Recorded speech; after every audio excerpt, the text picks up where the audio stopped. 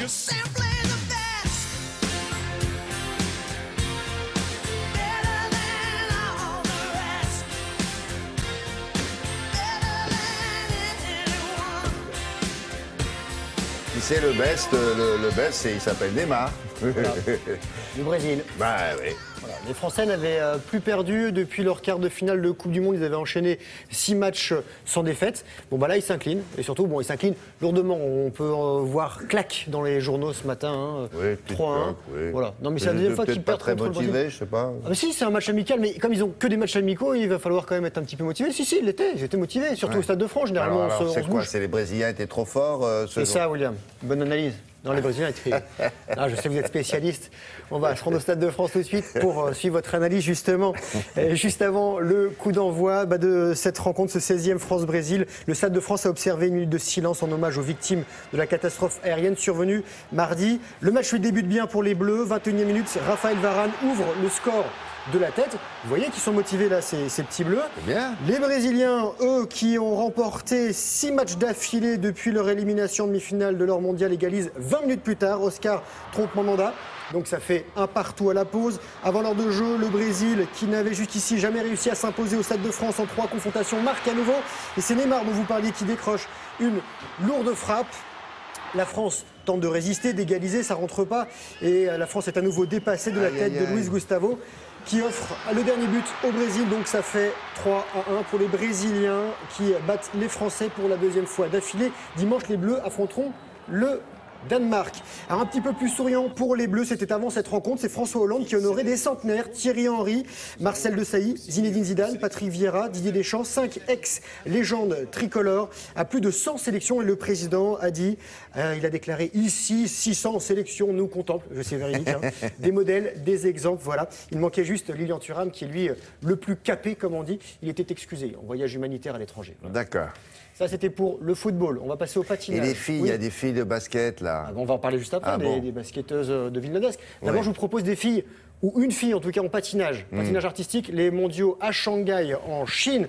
Et je vous présente la Française Mahé Bérénice Meïté. Elle a 20 ans et bon, elle ne peut pas encore rivaliser avec les toutes meilleures, mais sur la glace de Shanghai, elle a réussi à livrer une prestation correcte, c'est ce qu'ont dit les observateurs lors du programme court. Elle est actuellement 12e du concours. En couple maintenant, Vanessa James, Morgan Cypress. Ah oui, elle, on la connaît. 12e après le programme court. Ils ont réussi tous les deux à entrer dans le top 10 mondial. À l'issue du libre, ils terminent leurs mondiaux à la 9e place. Alors vous vouliez des basketteuses françaises, William? Oui, quand même. On va revenir justement en Europe avec les filles de Villeneuve d'Ascq. Elles sont en rouge. Elles remportent l'Eurocoupe, le premier titre de l'histoire de Villeneuve d'Ascq, dominé 68-64 à l'aller. Chez les Belges de Braine-l'Alleud, les Nordistes se sont rattrapés 73-53. C'est le premier sacre européen de basketteuses françaises depuis 2004. On peut les féliciter. Nous parlons de basket, nous parlons de sport féminin, William, tous les jours dans Télématin, c'est vrai. Et volley, championne de France, championnat de France, Tours qui est en blanc à droite de votre écran, s'impose 3-7-0 face à Montpellier dans sa salle. Les Montpelliérains qui sont dans le bas du tableau et les Tourangeaux qui sont 3e du classement, ils sont champions de France en titre, William.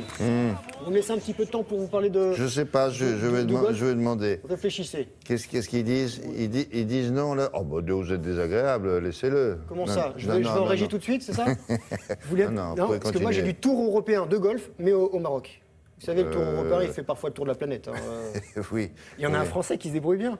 Vous voulez rencontrer ce garçon? Comment il s'appelle? Je vous le présente. D'abord, je vais vous dire, il est au Savoyard. Il a 22 ans, c'est lui. Il s'appelle Adrien Sadier, voilà, à l'image, au putting. Bon, il fait Bidou, c'est son surnom, hein, c'est ce que j'ai trouvé sur Internet. C'est le trophée Hassan II à Agadir. Et à l'issue du premier tour, il a rendu une carte de 65, soit 7 coups sous le par. Et Romain Vatel, lui, un autre Français, est 6e.